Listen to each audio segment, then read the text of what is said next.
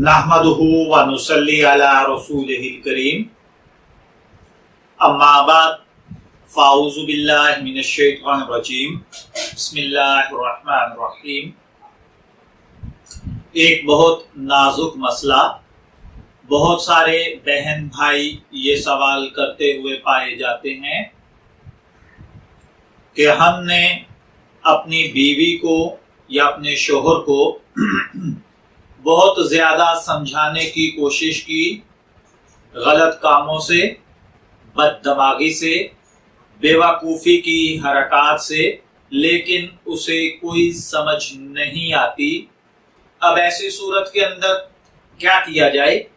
क्या बीवी को मारा पीटा जाए, तशद्दुद किया जाए, या कोई और दरमियाना रवैया इख्तियार किया जाए, या उसे तलाक दे दी जाए, या उसका घर अलग कर दिया जाए? क्या किया जाए?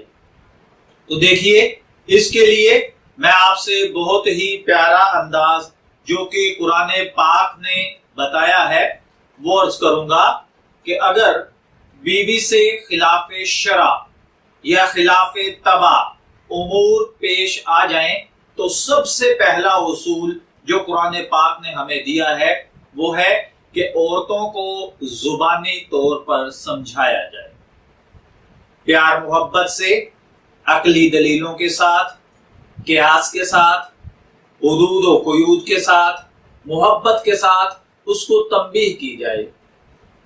और फिर कुरान पाक ने इसका दूसरा उसूल जो बयान फरमाया है वो है कि उसका बिस्तर अलग कर दिया जाए।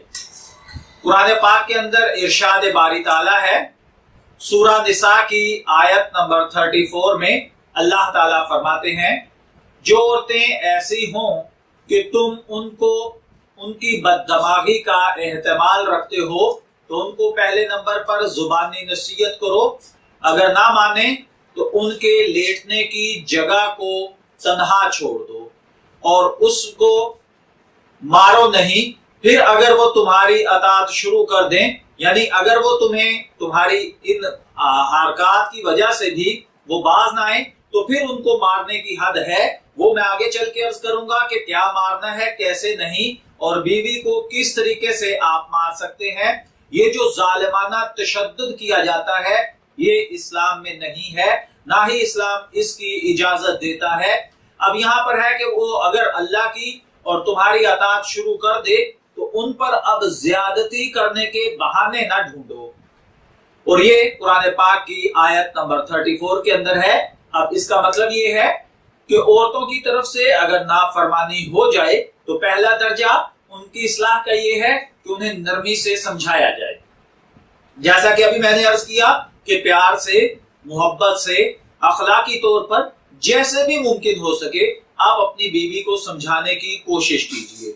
अगर वो बाज ना आए तो दूसरा दर्जा ये है कि अब आप उससे अपना बिस्तर अलग कर लें। अब इससे मुराद घर अलग करना नहीं है, खुदा न खास्ता उसे अपने आप से बिल्कुल ही जुदा कर देना नहीं है। अगर खानदान अच्छे नस्ब की, अच्छी अक्लमंद, सुलझी हुई औरत है तो उसके लिए इतना ही काफी होता है कि बीवी खामद के साथ सोए और खामद उसकी तरफ मुंह ना करे। इज्जतदार खानदानी औरत के लिए इतना काफी है कि खामद उसकी तरफ मुंह ना करे, चाह जाए कि मर्द अपना वो बिस्तर छोड़कर किसी और जगह पर सो जाए। तो सबसे पहला हुक्म अल्लाह ने ये दिया है कि उसे जुबानी तौर पे समझाया जाए। अगर वो जुबानी तौर पर नहीं समझती, उसकी बददिमागी कायम रहती है, वो फहश कामों के अंदर अल्लाह की हुदूद को वाशुगाफ अल्फाज में तोड़ती है, अपने किरदार से लूज करैक्टर होकर गंदेपन पर उतर आती है, तो भी पहला हुक्म उसे समझाने का है। दूसरा हुक्म उसके बिस्तर को अलग करने का है ताकि वो परेशान हो और शर्मिंदा होकर ये सोचे कि मैं क्या कर रही हूं कि मेरा खामन मेरे साथ लेटने पर रजामंद नहीं है। तो अब देखिए, जब इस तरह करने पर औरत समझ जाए और सुलझ जाए तो फिर अल्लाह का हुक्म सूरा निसा के अंदर है कि अब तुम बहाने ना ढूंढो उसको, अब बार बार इस सस्पेंस में ना पड़ो, बार बार इस तजस्सुस में ना पड़ो कि आया वो अब ये कर रही है या नहीं। तो फिर अल्लाह का मामला है, आपके ज़िम्मे उसको समझाना था, इस पर आपको अमल करना चाहिए। अब ये ना हो कि आप गुस्से के अंदर उसको मार धाड़ शुरू कर दें, ये भी ना हो کہ غصے کے اندر آپ گھر چھوڑ کر ہی چلے جائیں. گھر چھوڑ کر جانا اس چیز کا حل نہیں ہے. اسی جگہ پر رہتے ہوئے صرف بستر کو چھوڑ دینا حل ہے. گھر چھوڑ کے جانا اس کے اوپر مینٹلی ٹارچر ہے, اور یہ ٹارچر اس کو اس سے بھی نیگیٹو قدم, اس سے بھی زیادہ نیگیٹو قدم اٹھانے کے لیے اس کو ابھار سکتا ہے, اور وہ عورت اس سے بھی بڑا کوئی نیگیٹو انیشیٹو لے سکتی ہے. اس لیے کبھی بھی اسے تنہا مت چھوڑیے, اس کا سہارا بنیے, اس سے گفتگو کیجئے. لیکن اگر وہ نہیں مانتی, بستر الگ کیجئے, گھر الگ نہ کیجئے, اور اس کے بعد یہ ہے کہ پھر اس کو دوبارہ سمجھائیے. اگر وہ مان جاتی ہے تو پھر اس کے لیے اب دوبارہ بہانے نہ ڈھونڈیں. ایک صحابی رضی اللہ تعالی عنہ سے روایت ہے کہ رسول اللہ صلی اللہ علیہ وآلہ وسلم سے انہوں نے عرض کیا کہ ہماری بیویوں کا ہم پر کیا حق ہے؟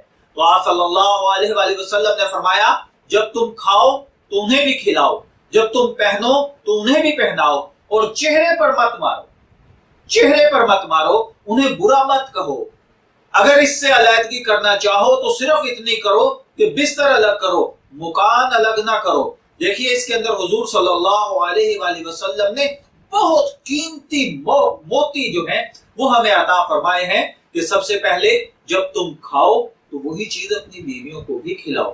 ہوتا کیا ہے, خامن کے پاس روپیہ پیسہ ہے, باہر جا کے اڑاتا پھرتا ہے, ہوٹلنگ کرتا ہے, ریسٹورینٹس جاتا ہے, فلاں فلاں فلاں بہت کچھ کرتا ہے, لیکن وائف کو اس طریقے سے وہ سب کچھ نہیں فیسیلیٹیٹ کرتا یا ویسی خوراک نہیں دیتا جیسی خود کھاتا ہے. یہ ظلم ہے, یہ منع ہے, یہ حرام ہے. دوسرے نمبر پر خود پہنو تو بیوی کو بھی پہناؤ. یعنی اگر کوئی شادی کا موقع ہے, کوئی خوشی کا موقع ہے, عید کا موقع ہے, یا کوئی ایسی اور سیلیبریشن ہے, تو اس کے لیے جو آپ اگر لباس پہن رہے ہیں تو بیوی کے لیے بھی پہننے کا انتظام کیجئے. اس سے محبت بھی بڑھے گی, آپس کی ناچاکیاں بھی ختم ہوں گی, دوریوں سے بھی بچیں گے. اور پھر اس کے بعد تیسرے نمبر پہ آپ صلی اللہ علیہ وسلم نے فرمایا کہ اسے برا مت کہو. جیسے مجھے اپنی ماں باپ کو برا کہنا, اگر کوئی گالی دے برا لگتا ہے, تو مجھے میں اگر اپنی بیوی کے ماں باپ کو برا کہوں گا تو اسے بھی لگے گا. کوئی اگر میرے بھائیوں کو برا کہے, مجھے برا لگتا ہے, تو اسی طرح جب میں اپنی وائف کے بھائیوں کو برا کہوں گا تو لا محالہ اسے بھی یہ بات بری لگے گی. تو اسے کبھی بھی برا مت کہو. ہاں, پیار محبت سے سمجھائیے, اسلامی حقوق کے اندر رہتے ہوئے سمجھائیے. اور پھر اس کے بعد اگر خدا نہ خواستہ کوئی سختی کی بات آ بھی جائے تو کبھی بھی منہ پر مت ماریے. اس کے اوپر وعید ہے, منہ پر نہیں مارنا. کبھی بھی عورت کے اوپر تشدد مت کیجئے. اور اس کے بعد اگر ناراضگی ہو بھی جائے تو جناب نبی اکرم صلی اللہ علیہ وسلم مارنے سے منع فرما رہے ہیں, اور اجازت کس چیز کی دی جا رہی ہے کہ صرف اس سے آپ بستر الگ کر سکتے ہیں, گھر, رہائش, مکان الگ نہیں کر سکتے, تاکہ اس کے دل کے اندر سے آپ کی محبت ختم نہ ہو, اور آپ جو بات سمجھانا چاہتے ہیں وہ بھی اس کے ذہن کے اندر اچھے طریقے سے اتر جائے.